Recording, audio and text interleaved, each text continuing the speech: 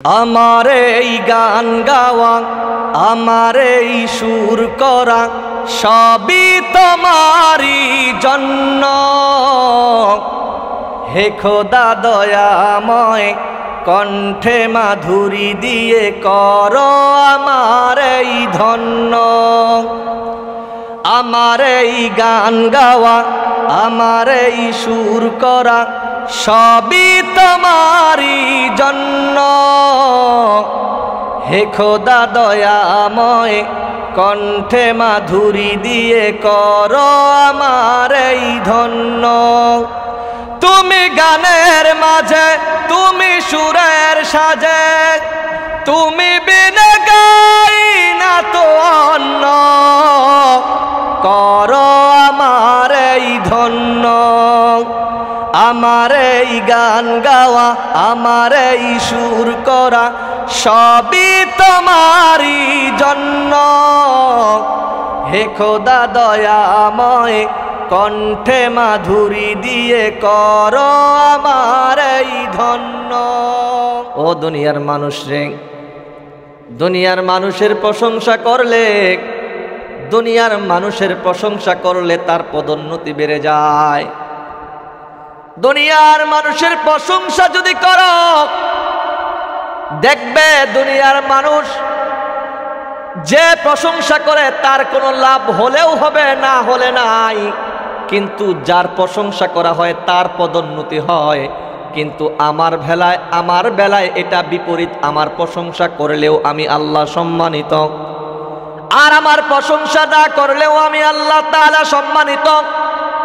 আমি আল্লাহ তাআলা এমন এক সত্তা, এমন এক রব, আমার পবিত্রতার বর্ণনা করলেও আমি আল্লাহ পবিত্র, আর আমার পবিত্রতার বর্ণনা না করলেও আমি আল্লাহ তাআলা পবিত্র। ও দুনিয়ার মানুষ, মনে রাখবে, দুনিয়ার নিজাম, দুনিয়ার পদ্ধতি কাইফিয়াত অবলম্বন করলে দেখা যায় দুনিয়ার মানুষ যার প্রশংসা করে সে পদোন্নতি বেড়ে যায়, কিন্তু আমার পদোন্নতি বাড়ে না। ও দুনিয়ার মানুষ, দেখা যায় দুনিয়ার মানুষের প্রশংসা করলে সতের কোনো লাভ হয় না। কিন্তু যদি আমার বান্দা আমার দরবারে আল্লাহু আকবার বলে ডাক দেয়, আমার বান্দা যদি আমার দরবারে সুবহানাল্লাহ বলে ডাক দেয়, আমার বান্দা যদি আমার দরবারে আলহামদুলিল্লাহ বলে ডাক দেয়, আমার বান্দা যদি আমার কালিমা লা ইলাহা ইল্লাল্লাহ বলে ডাক দেয়, আমার বান্দাকে জানিয়ে দাও এই বাক্যের মাধ্যমে আমার প্রশংসা করা হয়। কিন্তু আমি আল্লাহ তাআলা এমনি প্রশংসিত। কিন্তু আমার বান্দা যখন আলহামদুলিল্লাহ বলে আমাকে ডাক দেয়, আমি আমার বান্দার আমলনামার মধ্যে সওয়াব আর সওয়াব দ্বারা আমার বান্দার আমলনামাগুলিকে লিপিবদ্ধ করে দেয়। চিল্লায় কোন সুবহানাল্লাহ। হাদিসের মধ্যে এসেছে, আল্লাহর পয়গম্বর বিশ্ব নবী জানিয়ে দেন, আলহামদুলিল্লাহি তামলাউল মিজান। যখন কোন বান্দা আল্লাহ তাআলার প্রশংসা করে, আল্লাহ তাআলার দরবারে শুকর আদায় করে আলহামদুলিল্লাহ বলে নেয়, কিন্তু আলহামদুলিল্লাহ বলার কারণে আল্লাহ তাআলা মিজানের পাল্লা নেকি দ্বারা ভরপুর করে দেয়। সুবহানাল্লাহ। আরেকটু সামনের দিকে যাই প্রিয় ভাই। ও আল্লাহ তাআলার বান্দা, একটু মনোযোগ দেন। যদি আমরা বলি সুবহানাল্লাহ, এই সুবহানাল্লাহ মানের অর্থ হলো আল্লাহ পবিত্র। আল্লাহ তাআলার পবিত্রতার বর্ণনা দেওয়া হয়। ও বান্দা, তুমি যদি আমার আল্লাহর পবিত্রতার বর্ণনা দাও, আমার আল্লাহকে সুবহানাল্লাহ বলে ডাক দাও, আমার আল্লাহ ফেরেশতাদেরকে ডেকে বলে, ও ফেরেশতার দল, ও আমার ফেরেশতারা, তোমরাই তো বলেছিলে মানুষ বানানোর কোনো প্রয়োজন নাই। তোমরাই তো বলেছিলে মানুষ দুনিয়ার মধ্যে ঝগড়া করবে, দুনিয়ার মধ্যে মারামারি কাটাকাটি ঝগড়ায় লিপ্ত হবে, রক্তপাত ঘটাবে। এই মানুষ আপনার নাফরমানি করবে, আপনাকে ভুলে যাবে। আল্লাহ তাআলা এই কথাটাই ফেরেশতাদেরকে ডাক দিয়ে জানিয়ে দেয়, ও আমার ফেরেশতারা, দেখো দেখো আমার বান্দা আল্লাহকে কোনোদিন দেখে নাই, আমার বান্দা কোনোদিন আমার জান্নাত দেখে নাই, আমার বান্দা কোনোদিন আমার জাহান্নাম দেখে নাই। দেখো তারপরও ওই মধ্য পক্ষী লাগা ওই মসজিদ মাঠ প্রাঙ্গণে আমার বান্দার আরামের ঘুম, যেই ঘুমে তাদের প্রশান্তি আনে, তাদের শারীরিক দুর্বলতা দূর হয়ে যায়, আরামের ঘুমকে হারাম করে আরামের বিছানাকে লাথি মারিয়া দেখো না ওই পখিলাগা মসজিদ মাঠ প্রাঙ্গণে ওয়াজের মজমার মধ্যে, ওয়াজের প্যান্ডেলের মধ্যে একমাত্র আমার সন্তুষ্টির জন্য, একমাত্র আমি আল্লাহকে আল্লাহ বলে স্বীকৃতি দেওয়ার জন্য, একমাত্র আমার পবিত্রতার বর্ণনা করার জন্য আমার বান্দা ওই পখিলাগা ওই মসজিদ মাঠ প্রাঙ্গণে চাতক পাখির নেই আমার কোরআনের আলোচনা শুনেছে, আমার বরত্ব প্রশংসা আদায় করেছে। ও আমার ফেরেশতারা জেনে নাও, ও ফেরেশতারা লিখে রাখো, লিপিবদ্ধ করে দাও, আমার বান্দার আমলনামা তালাশ করো, আমলনামা তালাশ করো। সুবহানাল্লাহর প্রস্তুতি নেন, সুবহানাল্লাহ। একটু সুবহানাল্লাহর এখনো বলি নাই, সুবহানাল্লাহ বলেন, কিন্তু সুবহানাল্লাহ বলার প্রস্তুতি নেন। আল্লাহ তাআলা ফেরেশতাদেরকে ডাক দেয়, ও ফেরেশতারা রে, দেখো দেখো আমার বান্দার আমলনামা তালাশ করো। আল্লাহ তাআলা ডাক দেয়া কয়, যে বান্দা আমার সুবহানাল্লাহর বর্ণনা দিয়েছে, দেখো আমার বান্দার আমলনামার মধ্যে কোনো গুনাহ আছে নাকি, গুনাহ আছে নাকি। ফেরেশতারা ডাক দিয়া বলে, আল্লাহ আপনার বান্দা এত পরিমাণ গুনাহ করেছে, এত পরিমাণ নাফরমানি করেছে। আল্লাহ তাআলা ডাক দিয়া বলে, গুনাহ কি? গুনাহ হলো গুনাহ হলো পবিত্র পবিত্র। আল্লাহ তাআলা ডাক দিয়া কয়, ও ফেরেশতারা, কিন্তু আমার বান্দা অপবিত্র, কিন্তু আমি আল্লাহ পবিত্র। আমার বান্দা আমার পবিত্রতার বর্ণনা দিল, আমি তো বলে দিয়েছি দুনিয়ার মানুষের প্রশংসার মধ্যে ওই প্রশংসাকারী ব্যক্তি কিছু পাইলেও পাইতে পারে, না পাইতেও পারে, কিন্তু যার প্রশংসা করা হয় দুনিয়ার মানুষ ডেভেলপ হয়ে যায়, কিন্তু আমি আল্লাহ তাআলা তো আমার প্রশংসার মাধ্যমে আমার কোনো পদোন্নতি বাড়ে না, আমার কোনো লাভ হয় না। এখন ফেরেশতাদেরকে ডাক দেয়া বলে, আল্লাহ তাআলা ডাক দেয়া বলে, আমার ফেরেশতারা রে, দেখো আমার বান্দার আমলনামার মধ্যে অসংখ্য অগণিত গুনাহ। আমার বান্দা গুনাহ করতে করতে তার দিলটাকে অপবিত্র করে ফেলেছে। আমার বান্দা যে পবিত্রতার বর্ণনা আমাকে দেয়, তিনি পবিত্রতার বর্ণনা দিলে আমি আল্লাহ পবিত্রিত, না দিলেও আমি আল্লাহ পবিত্র। এই জন্য ফেরেশতাদেরকে ডাক দিয়ে বলে, ও আমার ফেরেশতারা, জানিয়ে দাও জানিয়ে দাও, ওই পখিলাগা মধ্য পখিলাগা মসজিদ মাঠ প্রাঙ্গণ থেকে আমার পাগল বান্দারা আমার পবিত্রতার বর্ণনা সুবহানাল্লাহ বলতেছে। মনে রাখো, জেনে রাখো, লিখে রাখো, আমি আমার বান্দার জীবনের সমস্ত গুনাহ থেকে আমি আল্লাহ তাআলা মাফ করে দিলাম। বান্দার গুনাহগুলিকে, অপবিত্রগুলিকে আমি আল্লাহ তাআলা ক্ষমা করে দিয়ে আমার বান্দার জিন্দেগিকে পবিত্র হিসাবে কবুল করে নিলাম। কোন সুবহানাল্লাহ। আল্লাহ তাআলা কুরআনুল হাকীমের মধ্যে বলেন, সুবহানাল্লাযী আসরা বিআবদিহি লাইলাম মিনাল মাসজিদিল হারাম ইলাল মাসজিদিল আকসাল্লাযী বারাকনা হাওলাহু লিনুরিয়াহু মিন আয়াতিনা ইন্নাহু হুয়াস সামিউল বাসীর। আল্লাহ তাআলা আমার আপনার নবীর পদোন্নতি কত সুমহান করেছেন, কত মর্যাদা দান করেছেন। আমার নবী, আপনার নবী তো শুধু সাধারণ নবী নয়। একটু খেয়াল করে দেখেন, আল্লাহ তাআলা আমার নবীকে মসজিদুল হারাম থেকে মসজিদুল আকসায় নিয়ে গেলেন। মসজিদুল আকসা কোথায়? ফিলিস্তিনে। কোথায় বলেন? কোথায়? যেই ফিলিস্তিনের মধ্যে মুসলমানদেরকে অত্যাচার করতেছে ওই জালেম ইহুদির বাচ্চারা। কথা বলেন ঠিক কিনা? কিন্তু তারা জানে না ফিলিস্তিন হলো এমন একটা জায়গা, মসজিদুল হারাম হলো, মসজিদুল আকসা হলো এমন এক জায়গা যেই জায়গার মধ্যে আল্লাহর সমস্ত পয়গম্বরদের আগমন হয়েছে। শুধু তাই না, আল্লাহ তাআলা বলেছেন, কুরআনুল হাকীমের মধ্যে বলেছেন, মসজিদুল আকসার চতুর্পাশে বরকত আর বরকত। বারাকনা হাওলাহু লিনুরিয়াহু মিন আয়াতিনা, নিদর্শনে ভরা, বরকতের নিদর্শন। আল্লাহ তাআলা ওই মসজিদুল আকসার মধ্যে আমার আপনার পয়গম্বরকে নিয়েছেন, যে মসজিদুল আকসার মধ্যে অপেক্ষা করতেছিলেন লক্ষ লক্ষ আল্লাহ তাআলার অগণিত পয়গম্বর এবং রাসূল, তারা সেখানে ছিলেন। আল্লাহ তাআলা আমার আপনার নবীকে মসজিদুল হারাম থেকে এমন এক রাত্রে মসজিদুল আকসায় নিয়ে গেলেন, যেই জায়গার মধ্যে সমস্ত পয়গম্বরগুলা অপেক্ষামান ছিলেন। কার অপেক্ষা ছিলেন?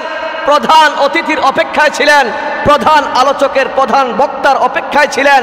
এই সেই প্রধান আলোচক, প্রধান বক্তা তিনি হলেন আর কেউ নয়, আমাদের নবী, প্রিয় নবী, পেয়ারা নবী, হাবিবে কিবরিয়া, ইমামুল আম্বিয়া, ইমামুল মুরসালিন, সাইয়্যিদুল মুরসালিন, সরকারে দু আলম, মানবতার মুক্তির দিশারি, দু জাহানের বাদশা নবী হযরত মুহাম্মদ রাসূলুল্লাহ সাল্লাল্লাহু আলাইহি ওয়াসাল্লাম। আল্লাহ রাসূল সাল্লাল্লাহু আলাইহি ওয়াসাল্লাম মসজিদুল আকসায় গেলেন। আল্লাহ রাসূলকে আল্লাহ তাআলা মর্যাদা, সম্মানের আর সম্মান বৃদ্ধি করে দিলেন। ইমামতি করার জন্য আল্লাহ তাআলা সমস্ত নবী এবং রাসূলদের ইমাম বানিয়ে দিলেন। আল্লাহ রাসূল হয়ে গেলেন ইমামুল আম্বিয়া। কত দামি নবী! দুনিয়ার সর্বশ্রেষ্ঠ মানব হলো, দুনিয়ার মধ্যে সর্বশ্রেষ্ঠ মানুষ হলো তারা যারা হলো পয়গম্বর, নবী এবং রাসূল। আর সমস্ত নবীদের মধ্যে শ্রেষ্ঠ নবী হলেন আমাদের নবী।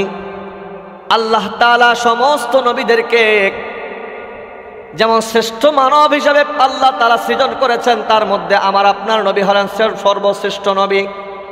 আল্লাহ তাআলা আসমানি কিতাবগুলির মধ্যে, আল্লাহ তাআলা আসমানি কিতাব হলো 104 খানা। 104 খানা কিতাবের মধ্যে আল্লাহ তাআলা সর্বশ্রেষ্ঠ 4 খানা কিতাব বলেছেন। এই 4 খানা কিতাবের মধ্যে আল্লাহ তাআলা সর্বশ্রেষ্ঠ কিতাব হিসাবে কুরআনুল হাকিমকে নির্বাচন করেছেন। আর আল্লাহ তাআলা সর্বশ্রেষ্ঠ নবী এবং সর্বশ্রেষ্ঠ রাসূলকে সর্বশ্রেষ্ঠ কিতাব কুরআনুল হাকিম দান করলেন। কোন সুবহানাল্লাহ! আল্লাহর পয়গম্বরকে আল্লাহ তাআলা যত মুজিজা দিয়েছেন, যত নিদর্শন দিয়েছেন, যত অস্বাভাবিক কাজ স্বাভাবিকভাবে করতে পারতেন, যত অলৌকিক ঘটনা দান করেছেন, তার মধ্য থেকে আল্লাহ তাআলা আমার আপনার নবীকে যেই মুজিজা দিয়েছেন সেটা হলো কুরআনুল কারীম। আল্লাহ রাসূলের সর্বশ্রেষ্ঠ মুজিজার নাম হলো কুরআন। ও বান্দা, কুরআন কেমন কিতাব? কুরআন কেমন কিতাব?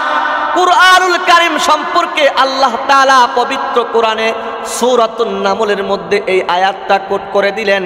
আল্লাহ তাআলা বলতেছেন, ওয়া মা মিন গায়িবাতিন ফিস সামাই ওয়াল আরদি ইল্লা ফি কিতাবিম মুবিন। আল্লাহ তাআলা বলতেছে, তামাম দুনিয়ার মানুষ, ও দুনিয়ার মানুষরা, তোমরা কি জানো কোরআন কেমন কিতাব? কোরআন কেমন কিতাব?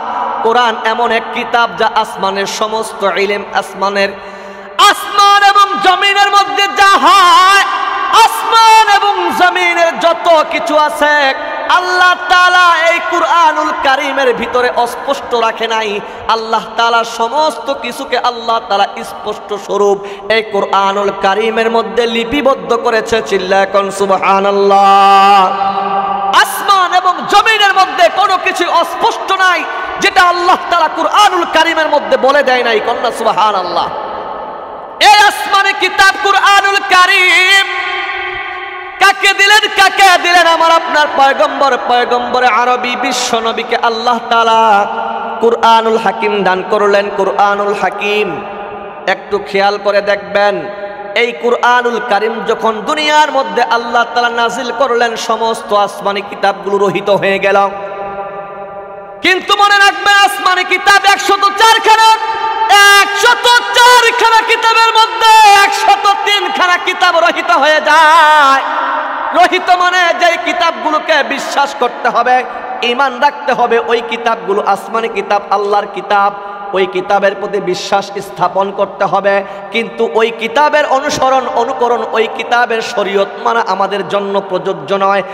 একমাত্র কুরআনুল কারীম ছাড়া বাকি কিতাবগুলো 103 খানা কিতাব মানা যায় না, ওই কিতাবগুলো বিশ্বাস করা যায়। ঠিক তেমনি ভাবে অগণিত নবীর ভিতরে একমাত্র পয়গম্বর আরবিক বিশ্ব নবী, মায়ার নবী, করুণার ছবি, উম্মতের কান্দার, রহমতের ভান্ডার, নবীদের সর্দার আমার আপনার নবী ছাড়া বাকি সমস্ত নবীদেরকে মানা যায় না, সমস্ত নবীর শরীয়ত মানা যায় না। তাদের শরীয়ত বিশ্বাস করা যায়, তাদের নবী হিসাবে স্বীকৃতি দেওয়া যায়, তাদেরকে মানা যায় না, তাদের শরীয়ত মানা যায় না। যখন মুহাম্মদের শরীয়ত দুনিয়ার মধ্যে আগমন করেছে, সমস্ত নবীদের শরীয়তগুলো রহিত হয়ে গেছে। কথা বলেন ঠিক কিনা?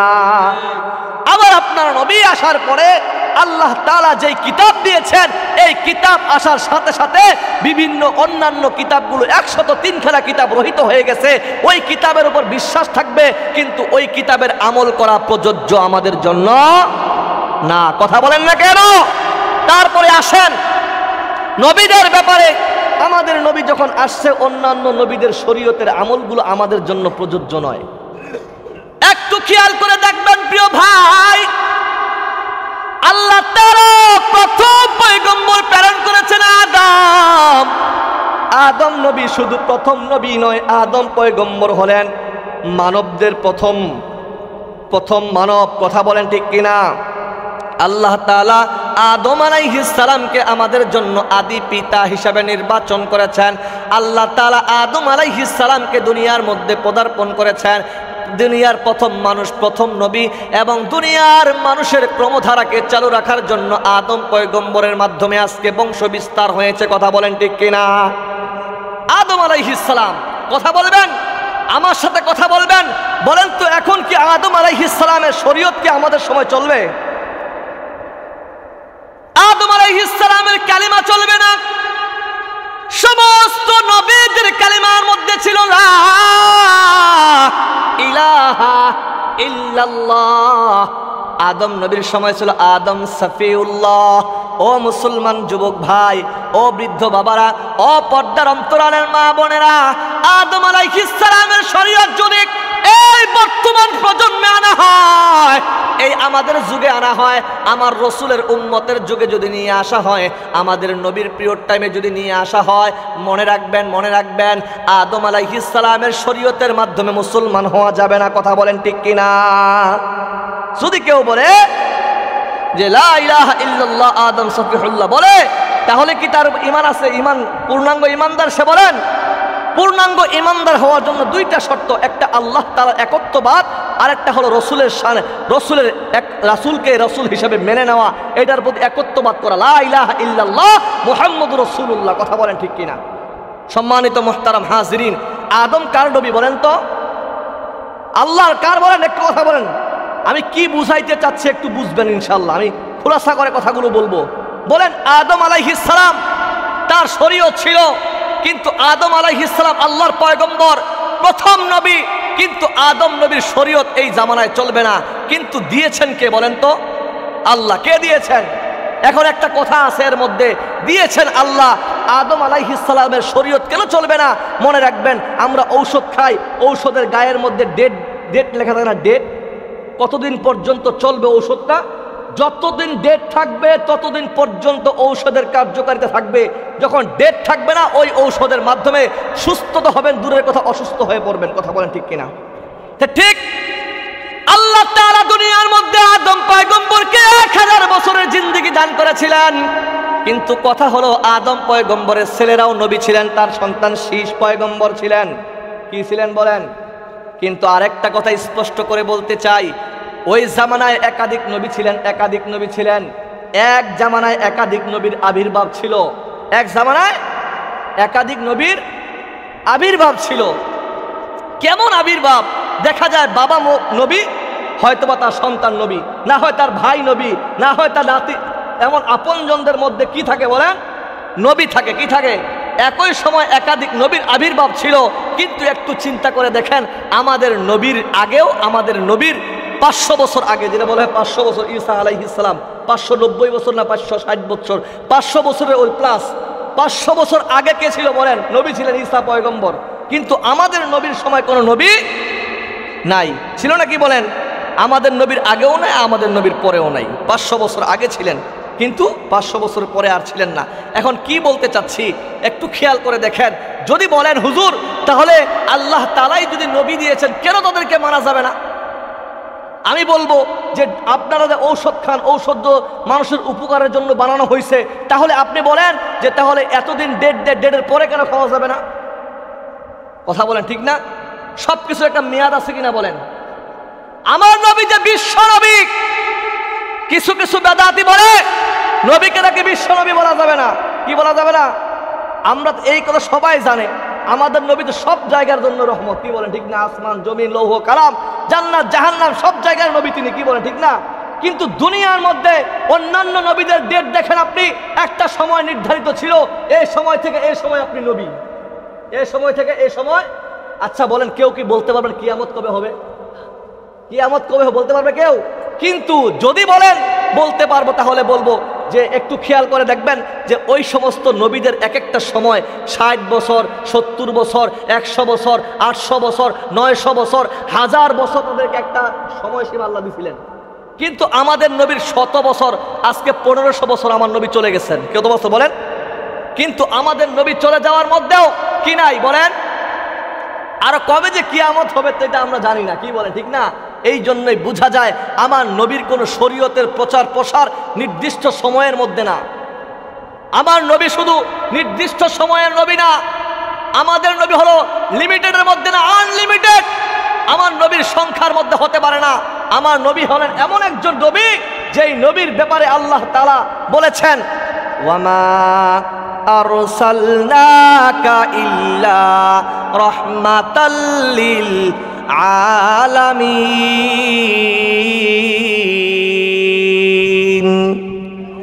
আল্লাহ তাআলা আপনার নবীকে বলেছেন, ও দুনিয়ার মানুষ, আবার আপনার নবী এমন একজন পয়গম্বর।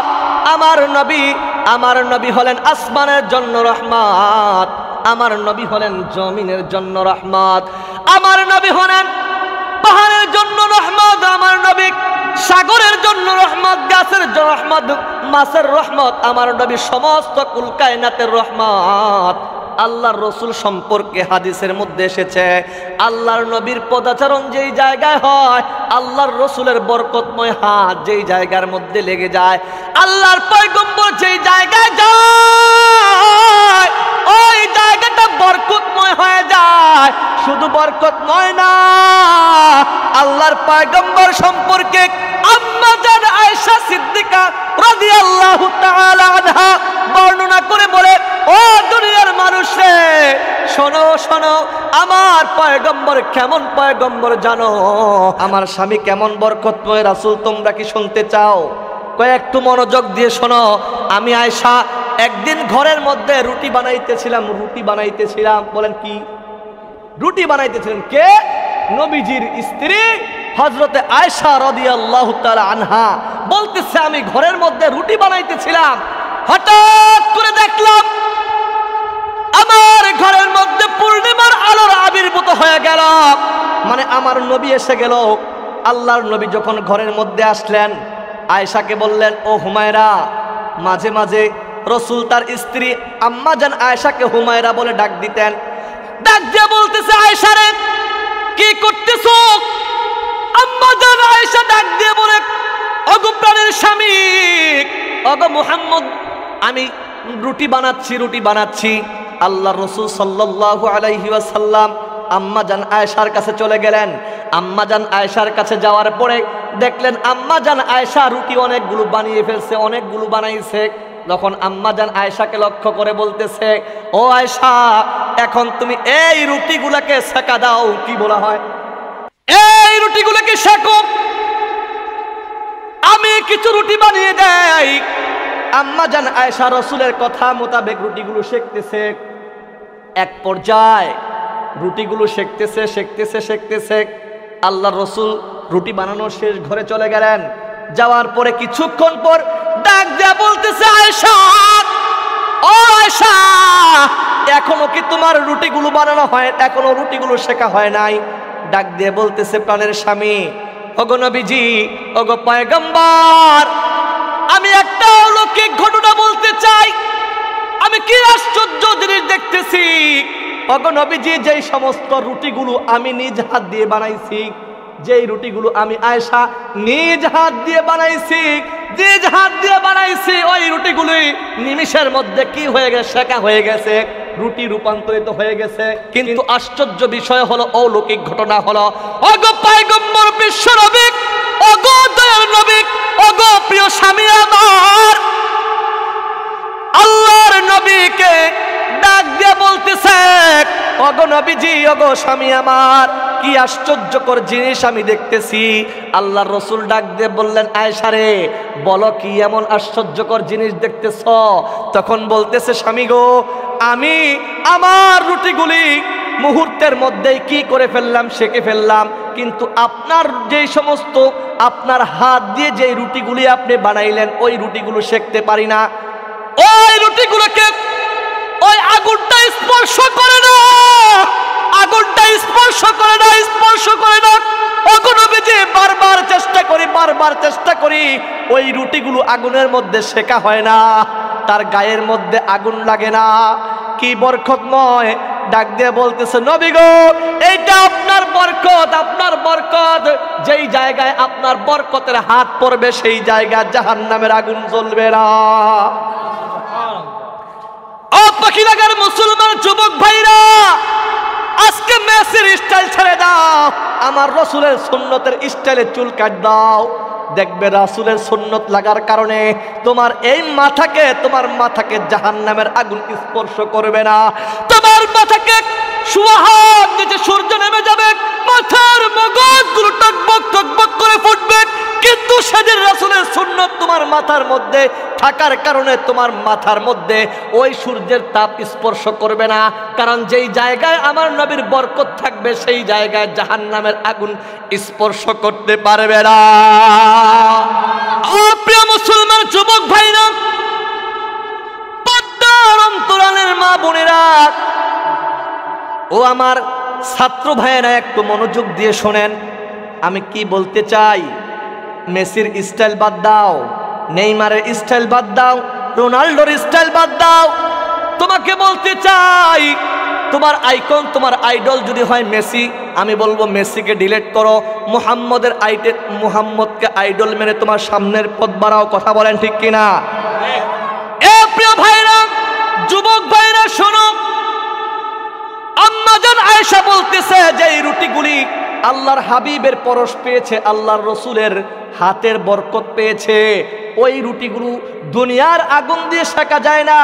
যদি কোনো ব্যক্তি দুনিয়ার মধ্যে আল্লাহর রাসূলের আদর্শে আদর্শিত হয়, আল্লাহ তাআলাই তো বলেছেন, লাকাদ কানা লাকুম ফি রাসূলিল্লাহি উসওয়াতুন হাসানা। আমার রাসূল কত বরকতময়, আমার রাসূলের আদর্শ সম্পর্কে আল্লাহ বলেছেন, ও দুনিয়ার মানুষ, দুনিয়ার আদর্শের মধ্যে শুধু নোংরামি আর নোংরামি, একমাত্র বিশ্ব নবীর আদর্শের মধ্যে বরকত এবং কল্যাণ লুকায়িত আছে। কথা বলেন ঠিক কিনা? কার্ল মার্কসের আদর্শ দেখলাম, লেনিনের আদর্শ দেখলাম, মাওসুতেনের আদর্শ দেখলাম, নিউটনের আদর্শ দেখলাম, গ্যালিলিওর আদর্শ দেখলাম, বড় বড় বিজ্ঞানীদের আদর্শ দেখলাম। সমস্ত আদর্শগুলো কোরআন থেকে ধার নেওয়া এবং আল্লাহর রাসূলের সুন্নত থেকে আবিষ্কৃত। এবং যে সমস্ত আদর্শগুলো আছে ওই সমস্ত আদর্শগুলো আমার নবীর আদর্শের কাছে শূন্য হয়ে যায়। আমার রাসূলের আদর্শের মধ্যে বরকত আর বরকত, আর ওই সমস্ত বেঈমানদের আদর্শের মধ্যে দেখা যায় ঝগড়া, ফাসাদ, খারাপি আর খারাপি। কথা বলেন ঠিক কিনা?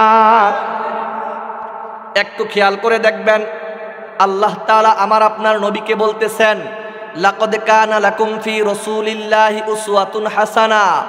তোমাদের জন্য রাসূলের আদর্শ দিলাম, যেই আদর্শ সম্পর্কে আল্লাহ তাআলা কোরআনের মধ্যে বলেছেন, এমন আদর্শ আর দুনিয়ার জমিনের মধ্যে আর কেউ আসবে না। কথা বলেন ঠিক কিনা? সম্মানিত মুহতারাম হাজিরিন, প্রিয় ভাই, তোমাদেরকে বলতে চাই, যার মুখের মধ্যে দাড়ি নাই, দাড়িকে স্টাইল করে কাটো না, শুধু আমার দাড়ি কাটো না, আমার রাসূলের কলিজা কেটে ফেলো। আল্লাহর হাবিব পয়গম্বর বলেছেন, যে সমস্ত মানুষেরা আমার সুন্নত থেকে দূরে থাকবে তাদের জন্য আমার সুপারিশ প্রযোজ্য হবে না। আল্লাহর রাসূল কিয়ামতের দিন তাদের প্রতি ভ্রুক্ষেপ করবে না। রাসূলের সুন্নতের জিন্দেগি গরম, আল্লাহর সুপারিশ তোমার জন্য আমার জন্য কিয়ামতের দিন রাসূল আমাদের জন্য সুপারিশ করবেন। এই জন্যই বলতে চাই, জাহান্নামের আগুন তোমাকেও স্পর্শ করবে না। মুখের মধ্যে দাড়ি নিয়ে আসো, মাথার মধ্যে চুলটাকে রাসূলের তরিকায় কাটো, মাথার মধ্যে টুপি নিয়ে আসো, রাসূলের লম্বা জামা গায়ের মধ্যে দাও। রাসূলের প্রত্যেকটা সুন্নত মনে রাখবেন, শুধু দাড়ি রাখাই সুন্নতে, এটাই শুধু সুন্নত নয়, টুপি রাখাটাই শুধু সুন্নত নয়, দাড়ি রাখাটাই শুধু সুন্নত নয়। রাসূলের প্রত্যেকটা জিন্দেগি অনুকরণ করে চলার নাম হলো সুন্নতের জিন্দেগি। কথা বলেন ঠিক কিনা? ও প্রিয় ভাইরা, আমি যে প্রথম বলতেছিলাম, আল্লাহ তাআলা প্রথম নবী হিসাবে দুনিয়ার জন্য হযরত আদম পয়গম্বরকে প্রেরণ করেছেন। আদম পয়গম্বর দুনিয়ার মধ্যে আগমন করেছেন। আদম পয়গম্বরের পরে দুনিয়ার মধ্যে এসেছেন হযরত শীষ পয়গম্বর আলাইহিস সালাম। আল্লাহর নবী পয়গম্বরে আদমের সন্তান শীষ আলাইহিস সালাম ছিলেন আদমের যুগে নবী ছিলেন। আদম আলাইহিস সালামের সন্তান নবী ছিলেন। আদম আলাইহিস সালামের সন্তান শীষের পরে দুনিয়ার মধ্যে আগমন করেন হযরত ইদ্রিস আলাইহিস সালাতু ওয়াস সালাম। ইদ্রিস পয়গম্বর নবী ছিলেন, কিন্তু বিশ্ব নবী ছিলেন না। ইদ্রিস পয়গম্বর নবী ছিলেন, কিন্তু নির্দিষ্ট সময়ের নবী ছিলেন। আমাদের নবীর মতো ব্যাপক নবী ছিলেন না, আমাদের নবীর মতো কিয়ামত পর্যন্ত নবী ছিলেন না। তাদের জন্য নির্দিষ্ট সময় নির্ধারণ করে দেওয়া হয়েছিল, নির্দিষ্ট এলাকা নির্ধারণ করে দেওয়া হয়েছিল, নির্দিষ্ট একটা গণ্ডের মতো তারা দিনের দাওয়াত দিতেন। কিন্তু আল্লাহ তাআলা আমার আপনার পয়গম্বর বিশ্ব নবী মায়ার নবীকে নির্দিষ্ট সময়ের নবী বানায় নাই, এবং আল্লাহর নবীর সময় অন্য নবীদেরকে দুনিয়ার মধ্যে দেয় নাই। কারণ আপনাদের কাছে বলতে চাই, আজকের মাহফিল হয়েছে, এই মাহফিলের মধ্যে আলোচক আছে, বক্তা আছে কিনা বলেন? বক্তা, আলোচক, প্রধান আলোচক, তার নাম সবার আগে থাকে। হেম্বেলের মধ্যে, পোস্টারের মধ্যে বক্তার নাম আগে থাকে, প্রধান বক্তার নাম আগে থাকে কিনা বলেন? কিন্তু প্রধান বক্তার নাম আগে, কিন্তু প্রধান বক্তার কাজ শেষে হয়। প্রধান বক্তা, তার নাম উপরে থাকে, সবার আগে থাকে, কিন্তু প্রধান বক্তার আলোচনা সবার আগে হয় না। কারণ প্রধান বক্তার আলোচনার মাধ্যমেই মাহফিল সমাপ্ত হয়। মাহফিল কি হয়? মাহফিল সমাপ্ত হয়ে যায়, কিন্তু প্রধান বক্তার আগে বিশেষ বক্তারা আলোচনা করে, যাদের নাম পিছনে থাকে, কথা আগে বলে। কি বলেন? তারা আগে বলে। কিন্তু আল্লাহ তাআলা তামাম দুনিয়াটাকে একটা দাওয়াতের মজমা বানাইছেন, দাওয়াতের দুনিয়াটাকে একটা দাওয়াতের জলসা বানাইছেন, প্যান্ডেল বানাইছেন। এই দাওয়াতি প্যান্ডেলের মধ্যে সমস্ত নবীদেরকে বক্তা বানাইছেন, আর তাদের উম্মতদেরকে শ্রোতা বানাইছেন। তারা দিনের দাওয়াত দিতেন, কিন্তু দেখা যায় প্রথম দাওয়াত দেন কে? পয়গম্বরে আদম আলাইহিস সালাম। দ্বিতীয় দাওয়াত দেন কেন? শীষ আলাইহিস সালাম। তৃতীয় দাওয়াত দেয় কে? ইদ্রিস আলাইহিস সালাম। চতুর্থ দাওয়াত দেয় কে? নূহ আলাইহিস সালাম। পঞ্চম দাওয়াত দেয় কে? হুদ আলাইহিস সালাম। ষষ্ঠ দাওয়াত দেয় কে? হযরত সালেহ আলাইহিস সালাম। তারপরে কে দাওয়াত দেয়? হযরত ইব্রাহিম পয়গম্বর আলাইহিস সালাম। ইব্রাহিম নবীর সময় একাধিক নবী ছিলেন, যেমন ইব্রাহিম নবীর কিছুদিন পরে লূত পয়গম্বর আসেন। এই লূত পয়গম্বরের পরে কিছুদিন পরে আসেন দুনিয়ার মধ্যে শুআয়ব পয়গম্বর। শুআয়ব নবীর পরে দুনিয়ার মধ্যে আসেন ইব্রাহিম পয়গম্বরের সন্তান হযরত ইসমাইল আলাইহিস সালাম। ইসমাইল পয়গম্বরের পরে আসেন তার ভাই ইসহাক আলাইহিস সালাম। কথা বলেন ঠিক কিনা? কোরআনের ধারাবাহিকতার আলোকে যে আল্লাহ তাআলা যে 25 জন নবীকে দুনিয়ার মধ্যে প্রেরণ করেছেন, তারা বক্তা ছিলেন। বক্তা কি বলেন? কি ছিলেন? কথা বলেন না কেন? কি ছিলেন? এই বক্তাদের যে আলোচনা হয়, দাওয়াতি কাজ হয়, বলেন তো তাদের নাম পরে আমাদের নবীর নাম আগে। এক বর্ণনার মধ্যে আসছে, আল্লাহ তাআলা যখন আদম পয়গম্বরকে দুনিয়ার মধ্যে প্রেরণ করেন, আদম আলাইহিস সালাম দুনিয়ার মধ্যে আসলেন, শ্রীলঙ্কার মধ্যে প্রেরণ করা হলো। আদম পয়গম্বর আল্লাহর হুকুম অমান্য করে নাই, ভুলে গেছে।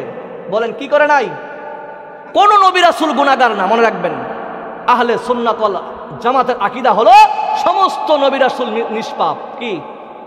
সমস্ত নবী রাসূল কি? তারা আল্লাহর নাফরমানি করে নাই। ভুল হইতে পারে, কি বলতে পারে বলেন? ভুল হওয়া আর অমান্য করার মধ্যে কি আছে? পার্থক্য আছে না? বলেন যে আদম আলাইহিস সালাম জান্নাতের মধ্যে ছিলেন, আমাদের আব্বা জান, আমাদের সকলের বাপ না? আমাদের বাবার নাম কি? আদম আলাইহিস সালাম। বলতে লজ্জা পাই নাকি আমরা? কত শ্বশুর আব্বা বানাই, উকিল আব্বা বানাই ফেছি। আর যেটা শরীয়তের মধ্যে বাবা বলা যায়, যে কয়েক 5 জন 6 জনকে বাবা বলা যায়, তার মধ্যে আদম আলাইহিস সালাম আমাদের আদি পিতা, কি বলে ঠিক না? আসেন, আদম আলাইহিস সালাম, পয়গম্বর আদম আলাইহিস সালাম আল্লাহর হুকুম অমান্য করে নাই, ভুল হয়েছে। কি হয়েছে বলেন?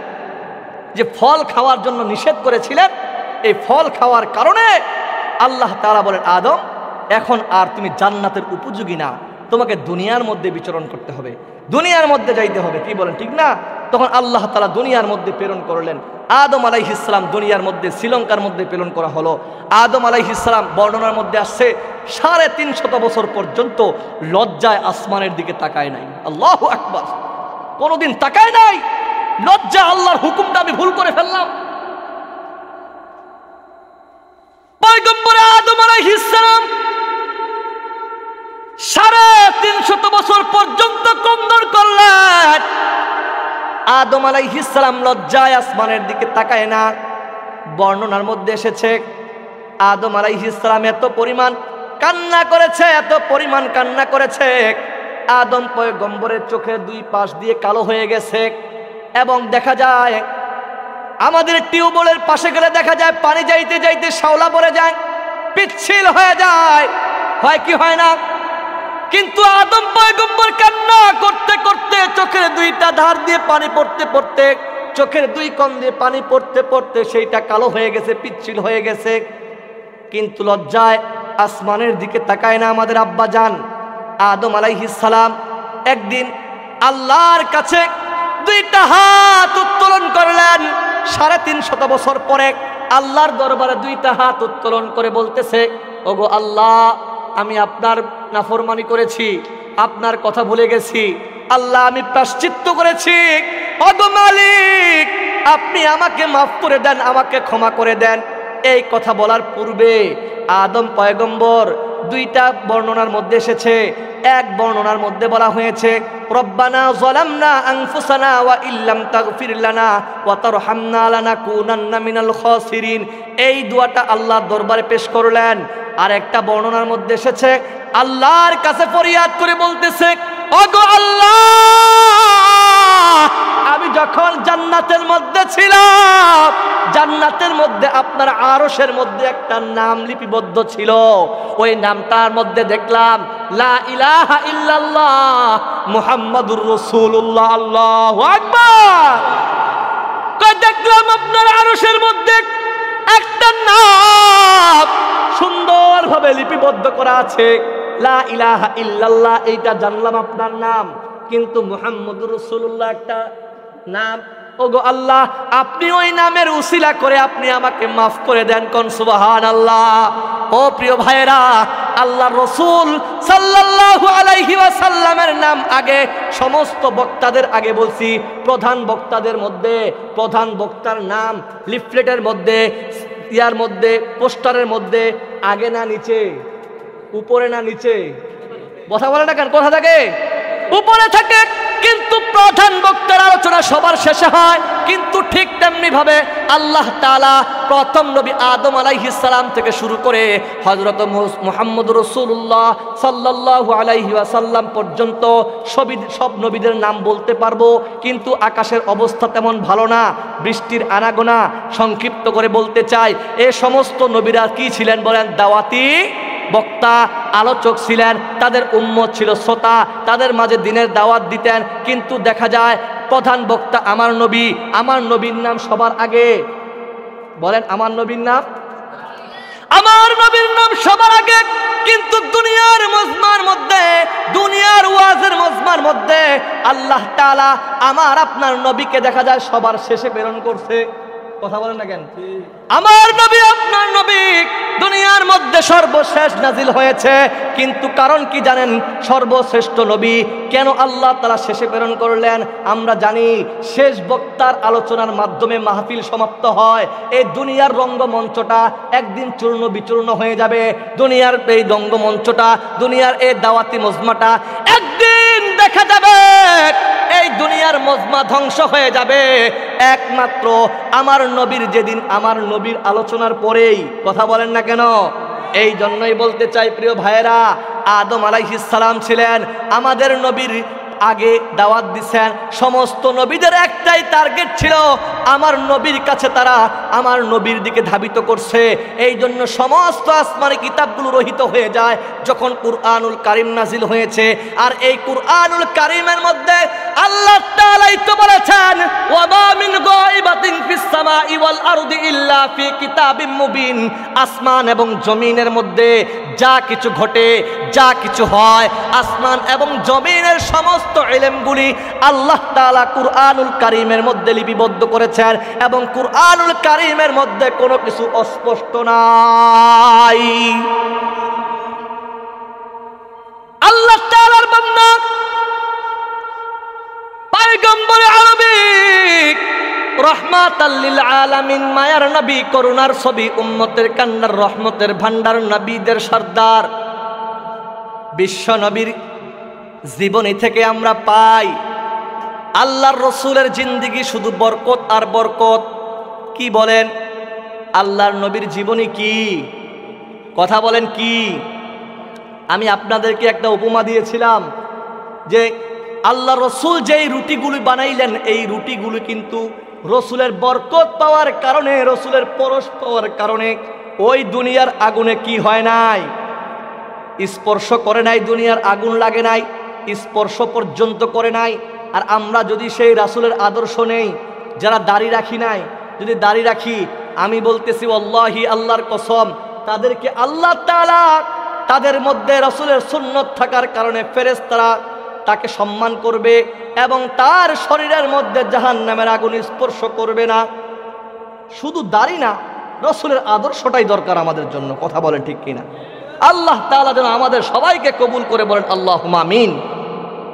বৃষ্টি আসবে না মনে করিয়েন না, ইনশাআল্লাহ। আল্লাহ তাআলা একটু খেয়াল করেন, আমার আলোচনার দিকে যাই। কেমন বরকতময় নবী পাইছি আমরা, কেমন বরকতময়। আল্লাহ রসুলের পরশ পাইলে আল্লাহ রসুল কত বরকতময় নবী। রসুলের আম্মা জান হযরতে হালিমা রাদিয়াল্লাহু তাআলা আনহা বলেন, রাসূলের দুধমা, কি মা বলেন? রসুলের দুধমা হালিমাতুস সাদিয়া রাদিয়াল্লাহু তাআলা আনহা ডাক দিয়ে বলেন যে আমার সন্তান মুহাম্মদ কত বরকতময়। তোমরা কি জানো যে আমার মুহাম্মদ যেদিন আমার ঘরে এসেছে, আমার যেই ছাগলগুলো দুর্বল ছিল সেটা সবল হয়ে গেছে। আমার যেই ছাগলগুলো দুধ দিত না, সেই ছাগলগুলোর স্তনগুলো দুধে ভরপুর হয়ে গেছে, দুধ দিতে শুরু করছে। কেমন বরকত তোমরা জানো যে আমার মুহাম্মদ যখন এই বকরির পাশে যাইতো, মাঝে মাঝে বলতো, আম্মা জান, আমি আমার ভাইয়ার সাথে ওই পাহাড়ের ঢালুতে বকরি নিয়ে যাব। দেখেন কত বরকত, দেখেন আমার নবীকে কেমন চিনছেন।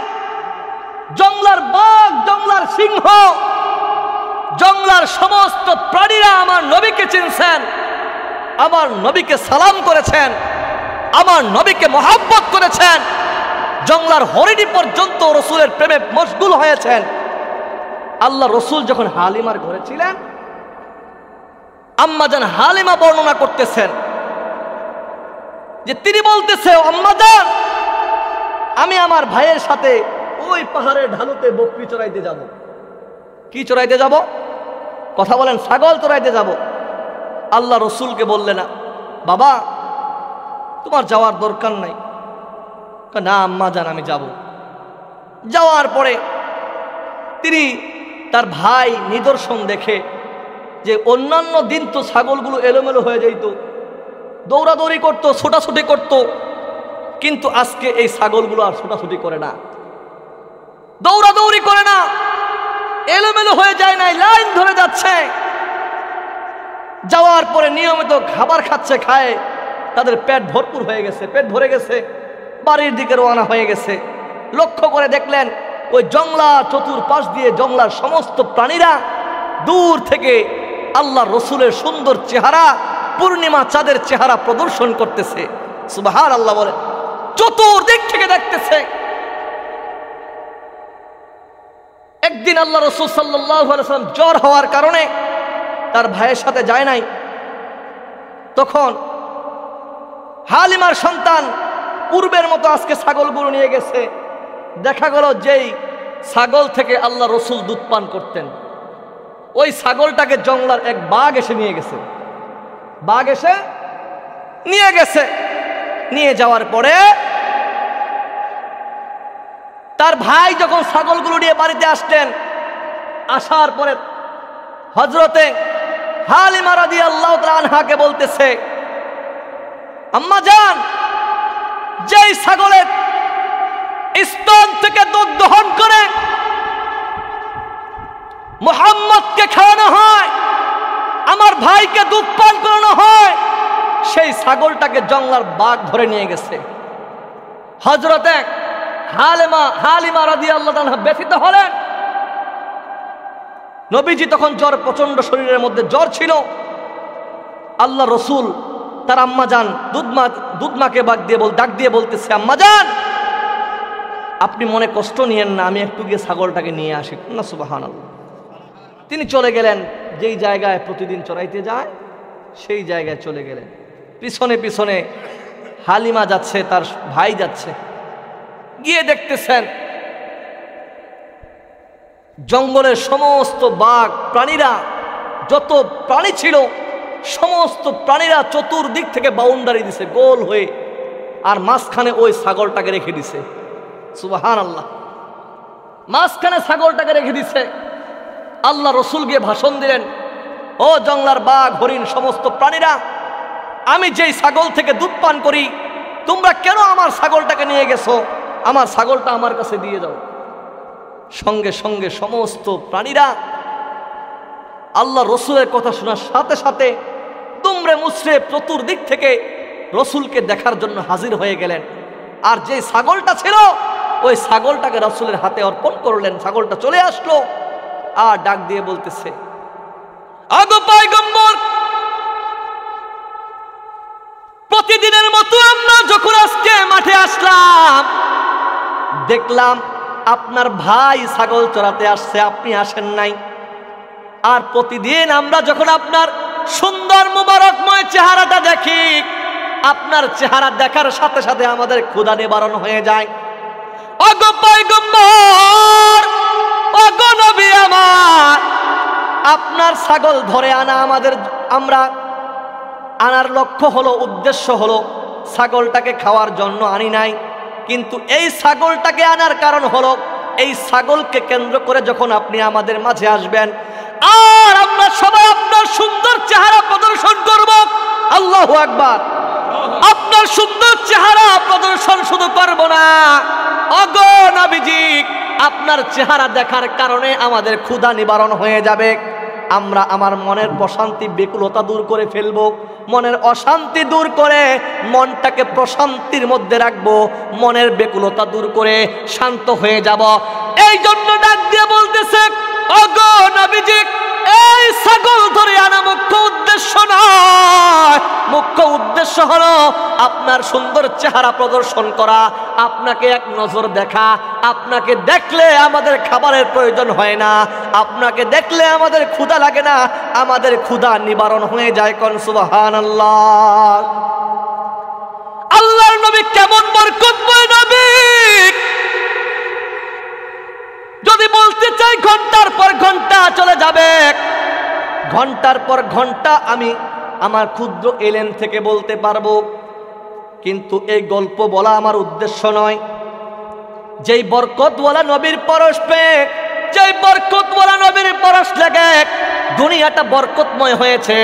যেমন আপনাদের কাছে বলতে চাই, মক্কা তদানীন্তন সময় এমন একটা দেশ ছিল, সারা পৃথিবীর মধ্যে কি ছিল বলেন? সারা পৃথিবীর মধ্যে বর্বরতার দেশ ছিল। মক্কা এমন একটা দেশ ছিল, আইয়ামে জাহেলিয়াতের সমস্ত অপকর্ম সেই জায়গায় হইতো।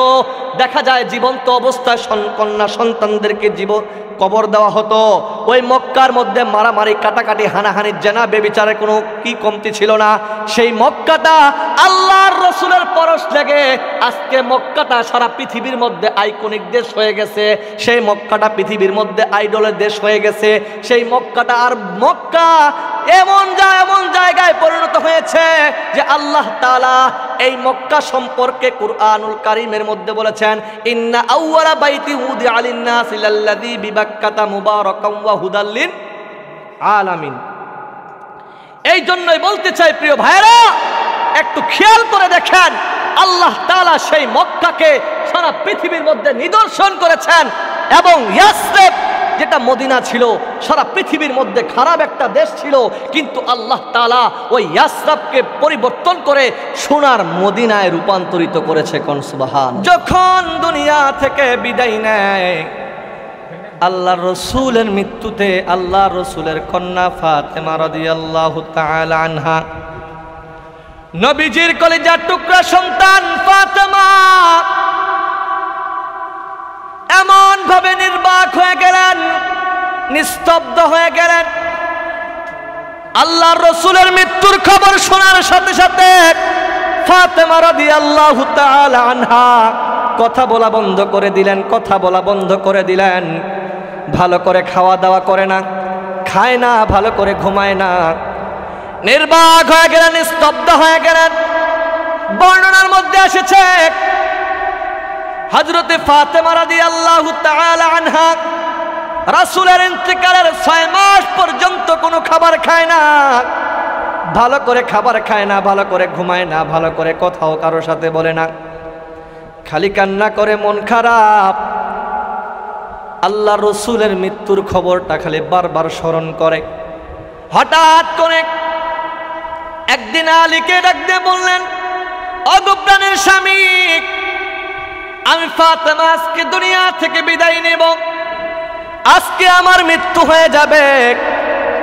ওগো স্বামী, আমি তোমার কাছে আমার 2টা সন্তান, আমার রেখে যাওয়া সন্তানদেরকে আমানত রেখে গেলাম, আমার সন্তানদেরকে দেখে রাখবে, আমার সন্তানদের চাহিদা পূরণ করবে। আজকে আমি ফাতেমা বিদায় নিয়ে চলে যাব। আলী রাদিয়াল্লাহু তাআলা আনহু অবাক হয়ে গেলেন, ফাতেমার দিকে তাকাইয়া কান্না করতেছে, ফাতেমারে তোমার মৃত্যু হয়ে যাবে। এই কথা শোনার সাথে সাথে ফাতেমা রাদিয়াল্লাহু তাআলা আনহাকে কেন্দ্র করে হযরতে আলী রাদিয়াল্লাহু তাআলা আনহু বলতেছে, ও ফাতেমা, তোমার বাবাও দুনিয়া থেকে বিদায় নিয়েছে, বিশ্ব নবীকে হারাইলাম, কিন্তু বিশ্ব নবীজির কলিজার টুকরা ফাতেমা তোমাকেও হারাবো। এই কথা বলার পরে ফাতেমা ডাক দিয়ে বলতেছে, ওগো স্বামী, আমার মৃত্যুর সময় আপনি আমার লাশটা কাউকে দেখাবেন না। আমার যখন মৃত্যু হয়ে যাবে, রাতের বেলায় আমার কফিনের ব্যবস্থা করবেন, রাতের বেলায় দাফনের ব্যবস্থা করবেন। ফাতেমা রাদিয়াল্লাহু তাআলা আনহার কথা মোতাবেক আলী বলতেছে, ঠিক আছে ফাতেমা, তুমি যা বলবা তাই করব। ফাতেমার যখন মৃত্যু হয়ে গেল, আল্লাহর রাসূলের কলিজার টুকরা যখন মৃত্যু হয়ে গেল, হযরতে আবু যর গিফারির কানে সংবাদ পৌঁছে গেল। আবু যর গিফারি রাদিয়াল্লাহু তাআলা আনহু শুনতে পেলেন, নবীজির কলিজার টুকরা নয়নের মণি ফাতেমা দুনিয়ার মধ্যে আর নাই। এ সংবাদ শোনার পরে ফাতেমার বাড়িতে আসলেন। আলী ডাক দিয়ে বলতেছে, আবু যর রে, যাও যাও, আমার ফাতেমার জন্য কবর খনন করো, আমার ফাতেমার জন্য কবর খনন করো। সঙ্গে সঙ্গে আবু যর চলে গেলেন কবর খনন করার জন্য। জান্নাতুল বাকির মধ্যে কবর খনন করা হলো। এক পর্যায়ে আবু যর গিফারি ডাক দিয়া বলতেছে, কবর, তুমি কি জানো আজকে তোমার ভিতরে কাকে রাখবো? আর কবর ডাক দিয়া বলতেছে, ওগো আল্লাহ, আপনি আমার জবান খুলে দেন, আমি আপনার বান্দার সাথে কিছু কথোপকথন করব, আপনার বান্দার সাথে কথা বলবো। কবর যখন বললেন, কবর কথা বলল। কবর ডাক দিয়ে বলতেছে, আবু যর, আমি চিনি না, কোনো নবী চিনি না, কোনো ওলি চিনি না, আমি কোনো নবীর কন্যা ফাতেমাও চিনি না। আমি কবর এমন একটা ঘর, কবর হলো নির্জনতার ঘর, কবর হলো সব বিচ্ছুর ঘর, কবর হলো অন্ধকার ঘর। যেই ঘরের খবর, যেই ঘর সম্পর্কে দুনিয়ার মানুষ উপলব্ধি করতে পারে না, যারা কবরের মধ্যে যাবে তারাই বুঝতে পারবে কবর কত ভয়ঙ্কর হবে। ওই কবর ডাক দিয়া বলতেছে, আবু যর, আমি কবর চিনি শুধু ঈমান আর আমল। যদি কোনো ব্যক্তি ঈমান আর আমল নিয়ে আমার ভিতরে আসে, আমি কবর তার জন্য নিরাপদ হয়ে যাব, আমি কবর তার জন্য প্রশস্ত হয়ে যাব, আমি কবর তার জন্য জান্নাতের বাগান হয়ে যাব। সুবহানাল্লাহ। ও প্রিয় ভাইরা, পর্দার অন্তরালের মা বোনেরা, ও কলিজার টুকরা যুবক ভাইরা, ও বৃদ্ধ বাবারা, একটু মনোযোগ দেন। আজকে আমরা দিন চলে যায়, মাস চলে যায়, রাত কি রাত চলে যায়, বছর কি বছর চলে যায়, ঈমান এবং আমলের দিকে অগ্রসর হই না। ঈমানের মধ্যে আমাদের শিরিকের মধ্যে ভরপুর, আমলের মধ্যে বেদাতের মধ্যে ভরপুর। একটু কথা বলতে চাই, বর্তমান সময়টা আমরা এমন একটা সময় উপনীত হয়েছি, সামনে হিন্দুদের পূজা। কথা বলেন না কেন? আজকে দেখা যায় একটা স্লোগান শোনা যায়, ধর্ম যার যার উৎসব সবার। নাউজুবিল্লাহ। এই স্লোগানের মাধ্যমে আমাদেরকে মুশরিক বানাইতে চায়, ঈমান হারা করতে চায়। ওই শয়তানের বাক্যগুলো আমরা কখনো মেনে নিব না। মুসলমান তো কখনো তার ঈমান হারা হতে পারে না। মুসলমান জীবন দিবে মাগার ঈমান ছাড়বে না। মুসলমান দুনিয়া থেকে বিদায় নিবে কিন্তু বেঈমানের কাছে মাথা নত করবে না। আপনাদের কাছে বলতে চাই, হিন্দুদের পূজা মণ্ডপের মধ্যে যাওয়া যাবে না, তাদেরকে সমর্থন করা যাবে না, তাদের ধর্মীয় উৎসবের জন্য, পূজার জন্য দান করা পর্যন্ত হারাম, তাদেরকে দান করা যাবে না। ও মুসলমান ভাইরা, দেখা যায় মুসলমানদের সন্তান যদি পূজার মধ্যে না যায়, মুসলমানদের সন্তানের কারণে, মুসলমানদের কারণে তাদের পূজা মণ্ডপে তারা হাঁটতেও পারে না। মুসলমান কত নিম্ন হয়ে গেছে, যেই মূর্তি পূজাকে দুনিয়া থেকে বিতাড়িত করার জন্য পয়গম্বর ইব্রাহিম আগুনের মধ্যে গিয়েছিলেন। আমাদের জাতির পিতা পয়গম্বর ইব্রাহিম, মিল্লাতা আবিকুম ইব্রাহিম হুয়া সাম্মাকুমুল মুসলিমিন, মুসলিম উম্মার পিতা, মুসলিম জাহানের পিতা, মুসলিম জাতির পিতা পয়গম্বর ইব্রাহিম আলাইহিস সালাতু ওয়াস সালাম দেখা গেল ছোট থেকেই মূর্তির বিপক্ষে পদক্ষেপ নিতেন। আর আমরা মুসলমানের সন্তান, মুসলমান দাবি করি, দেখা যায় পূজা মণ্ডপে যায়, তাদের উৎসবের মধ্যে যায়। এই জন্যই বলতে চাই প্রিয় ভাইরা, ঈমান ভঙ্গের কারণ আছে। যেভাবে আমরা ব্যবসা করতে গেলে ব্যবসা সম্পর্কে জানি, আমরা যে কোনো কাজ, কৃষি কাজ করলে কৃষি সম্পর্কে জেনে নেই যাতে করে লস না হয়ে যায়, ঠিক আমাদের ঈমানটা, যেই ঈমানের বদৌলতে আল্লাহ বলেছেন কানাত লাহুম জান্নাতুল ফিরদাউসি নুজুলা, তোমাদের জন্য উপঢৌকন হবে দুই কাজের বিনিময়ে। একটা হলো ঈমান, আরেকটা হলো নেক আমল। ঈমান ছাড়া নেক আমলের কোনো দাম নাই। ও মুসলমান, তোমার আমার ঈমানকে হরণ করার জন্য, তোমার আমার ঈমানকে শিরিকের মধ্যে আবদ্ধ করার জন্য বেঈমানরা কত ষড়যন্ত্র আটতেছে, তারা কত ফন্দি আটতেছে, তারা কতই না আমাদের জন্য বলতেছে দেখো ধর্ম যার যার উৎসব সবার। আমি বলতে চাই, ধর্ম যার যার উৎসব যদি সবার হয়, তাহলে কেন আমাদের ঈদের সময় হিন্দুদের আগমন হয় না? কেন আমাদের জুমার দিনে নামাজের সময় হিন্দুরা আসে না? এই জন্যই বলতে চাই প্রিয় ভাই, বেঈমানদের কথার হাত থেকে, শিরিকের বাক্য থেকে আমাদেরকে ফিরে আসতে হবে। আল্লাহ তাআলা যেন আমাদের সবাইকে কবুল করে, বলেন আল্লাহুম্মা আমিন। আমাদের মা বোনদেরকে কবুল করেন, আল্লাহুম্মা আমিন।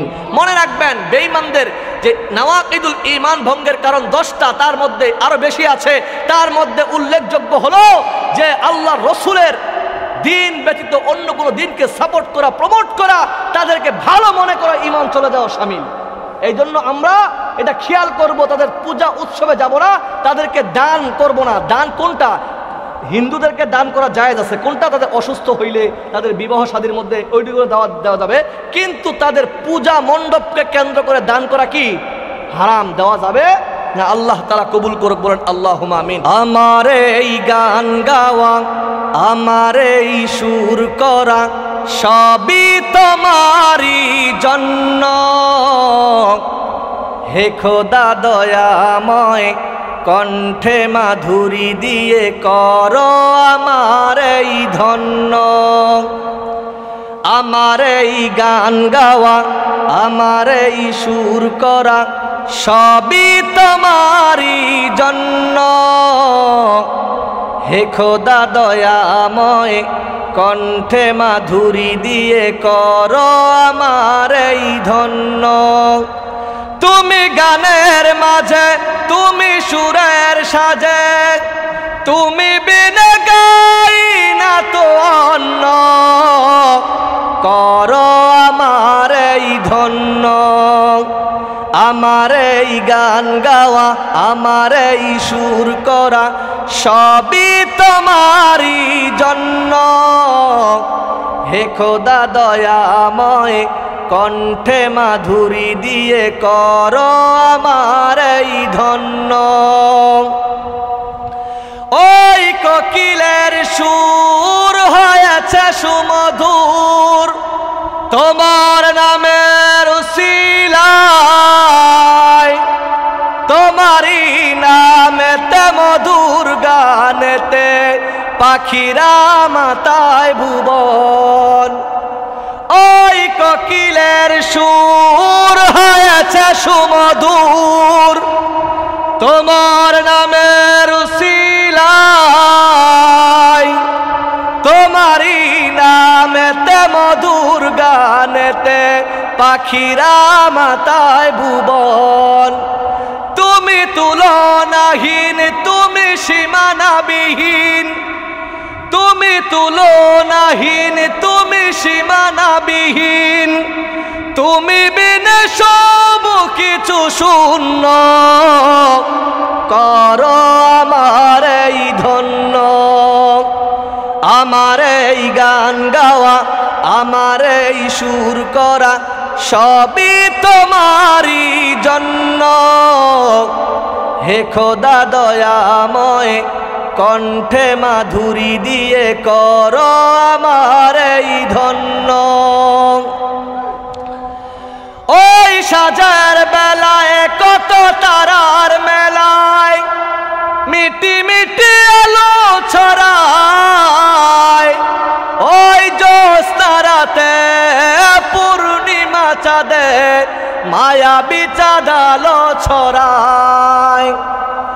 ওই সাজার বেলায় কত তারার মেলায় মিটি মিটি আলো ছড়ায়, ওই জ্যোৎস্নারাতে পূর্ণিমা চাঁদে মায়াবী চাঁদের খেলায়। তুমি তুলনাহীন, তুমি সীমানাবিহীন, তুমি তুলনাহীন, তুমি সীমানাবিহীন, তুমি বিনে সব কিছু শূন্য, করো আমার এই ধন্য। আমার এই গান গাওয়া, আমার এই সুর করা সবই তোমারই জন্য। হে খোদা দয়াময় কণ্ঠে মাধুরী দিয়ে করো আমার এই ধন্য। আমার এই গান গাওয়া, আমার এই সুর করা সবই তোমারই জন্য। হে খোদা দয়াময় কণ্ঠে মাধুরী দিয়ে করো আমার এই ধন্য। আলহামদুলিল্লাহি রাব্বিল আলামিন। রব্বানা যালামনা আনফুসানা ওয়া ইল্লাম তাগফির লানা ওয়া তারহামনা লানাকুনান্না মিনাল খাসিরিন। রব্বানা আতমিম লানা নূরানা ওয়াগফির লানা ইন্নাকা আলা কুল্লি শাইইন কাদির। আল্লাহুম্মা তাহহির কলবি মিনান নিফাক ওয়া আমালি মিনার রিয়া ওয়া লিসানি মিনাল কাযিবি ওয়া আইনি মিনাল খিয়ানা। আল্লাহুম্মা ইগফির লি হাইয়িনা ওয়া মাইয়িতিনা وشاهدنا وغائبنا وصغيرنا وكبيرنا وذكرنا وأنثانا. اللهم من أحييته منا فأحيه على الإسلام ومن توفيته منا فتوفه على الإيمان. يا رب العالمين, মহিয়ান গুণিয়ান সর্বশক্তিমান আল্লাহ, ইয়া আল্লাহ গভীর রাত্র পর্যন্ত আপনার পাগল বান্দারা, আল্লাহ পর্দার অন্তরালে মা বোনেরা, আল্লাহ যুবক ভাইরা, আল্লাহ বৃদ্ধ বাবারা, কলিজার টুকরা ছোট ছোট সোনামণি হৃদয়ের স্পন্দন ছোট ভাইয়েরা, আল্লাহ গভীর রাত্র পর্যন্ত প্রায় 1টা বেজে যাচ্ছে। ও দয়ার মালিক, আপনার বান্দারা আপনার কালামের কথাগুলি, রাসূলের হাদিসের অমীয় বাণীগুলি খুব সুন্দরভাবে মনোযোগ সহকারে শ্রবণ করেছে। মাওলারে আপনি তাদের সকলের দোয়াগুলি আপনার আলিশান দরবারে কবুল করে নেন। আল্লাহ আমার প্রিয় ভাইদের নেক দোয়াগুলি কবুল করে নেন। আল্লাহ আজকের মাহফিলের ইন্তেজামিয়া কমিটিকে কবুল করে নেন। আজকের মাহফিল যাদের উদ্যোগে আয়োজন করা হয়েছে তাদেরকে আপনি জান্নাতি হিসেবে কবুল করে নেন। আল্লাহ এই মসজিদকে আপনি আল্লাহ আপনার এই মসজিদকে আপনি কবুল করে নেন। এই মসজিদের সমস্ত মুসল্লিদের কবুল করে নেন। মসজিদের জমিদাতাকে আপনি কবুল করে নেন। আল্লাহ এই মসজিদের সাথে সম্পৃক্ত যারা আছে, যারা দান করেছে, তাদের দানগুলি আপনার দরবারে কবুল করে নেন ইয়া রাব্বাল আলামিন। আল্লাহ ও দয়ার মালিক, তাকিয়ে দেখেন না আপনার বান্দা চোখের পানি ছেড়ে আপনার কাছে ফরিয়াদ জানায়, আল্লাহ আল্লাহ বলে ডাক দেয়। ও মাওলা, দুনিয়ার কোন মানুষের কাছে হাত পাতে নাই, দুনিয়ার কোন মানুষের কাছে যায় নাই। আল্লাহ গভীর রাত্রে আল্লাহ আপনার দরবারে 2টা হাত ভিক্ষুকের মতো উত্তোলন করেছে। আল্লাহ গো, আপনি আপনার বান্দাদের সকলের দোয়াগুলি আপনার দরবারে কবুল করে নেন ইয়া আল্লাহ। আপনার কাছে ফরিয়াদ জানাই, আল্লাহ এই এলাকার যত প্রবাসী ভাই আছে, আমার প্রবাসী ভাইদেরকে আপনি কবুল করে নেন।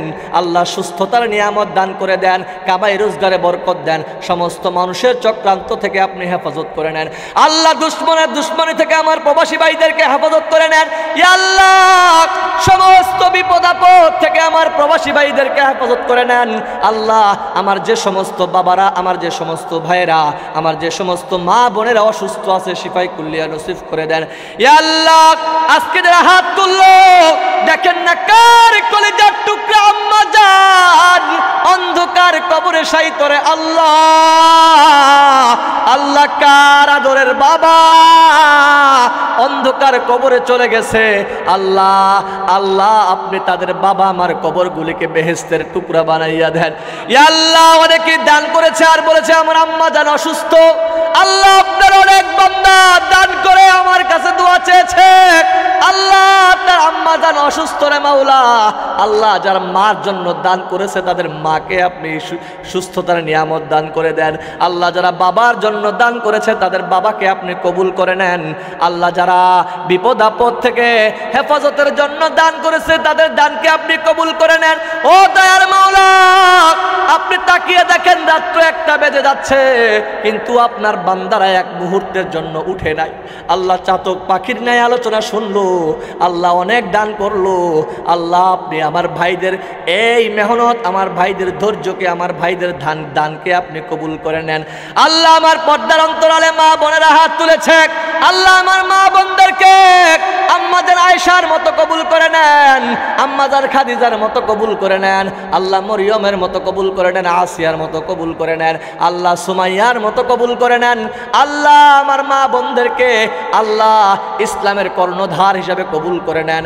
আল্লাহ আমার বাবাদেরকে কবুল করে নেন, যুবক ভাইদেরকে কবুল করে নেন। আল্লাহ যারা মনে মনে নিয়ত করেছে রাসূলের সুন্নত রাখবে তাদেরকে আপনি কবুল করে নেন ইয়া রাব্বাল আলামিন। আপনার কাছে শেষ ফরিয়াদ জানাই, আমার ভাই আরাফাত লাবিব ভাই সৈয়দপুর থেকে এসেছে, আল্লাহ দিনের কাজ করে যাচ্ছে। আল্লাহ আমার ভাইকে আপনি সুস্থতার নিয়ামত দান করে দেন। আল্লাহ ভাইকে এই ভাইকে কবুল করে নেন। আল্লাহ ভাইকে সমস্ত বিপদ আপদ থেকে হেফাজত করে নেন। আল্লাহ আমার প্রিয় ভাই, আল্লাহ আমার প্রিয় ভাই আল্লাহ হাবিবুল্লাহ ভাই, আল্লাহ হাবিবুল্লাহ ভাইয়ের মাদ্রাসাকে আপনি কবুল করে নেন। আল্লাহ তাদের মাদ্রাসার সমস্ত ছাত্রদেরকে কবুল করে নেন। আল্লাহ বড় জামিয়ায় হুজুরের মাদ্রাসাকে আপনি রূপান্তরিত করে দেন। আল্লাহ আমার সাথে মহব্বতের চাচারা হাত উত্তোলন করেছে সাবেক মেম্বার সাহেব, আল্লাহ মসজিদের ইমাম ইমাম সাহেব অত্র মসজিদের কমিটির হাত উত্তোলন করেছে, মুসল্লিরা হাত উত্তোলন করেছে। সবাইকে আপনি জান্নাতের মেহমান হিসেবে কবুল করে নেন। আল্লাহ আমাকেও আপনি সুস্থতার নিয়ামত দান করে দেন। আমার মা বাবা সবাইকে আপনি দিনের জন্য কবুল করে নেন। আল্লাহ আমার কলিজার টুকরা সন্তানদেরকে আপনি কবুল করে নেন। আল্লাহ তাআলা দিনের জন্য তাদেরকে আপনি দিনের কর্ণধার হিসেবে কবুল করে নেন। শেষ ফরিয়াদ জানাই রে মাওলা, আল্লাহ জানি না কার দোয়া আপনার কাছে কবুল হয়েছে, তার উসিলা করে আপনি আমাদের সবাইকে মাফ করে দেন। জানি না কখন জানি মালাকুল মউত আজরাইল সামনে দাঁড়িয়ে যাবে, আমাদের জবানে আপনি বের করে দিয়েন মধুর কালিমা লা ইলাহা ইল্লাল্লাহু মুহাম্মাদুর রাসূল।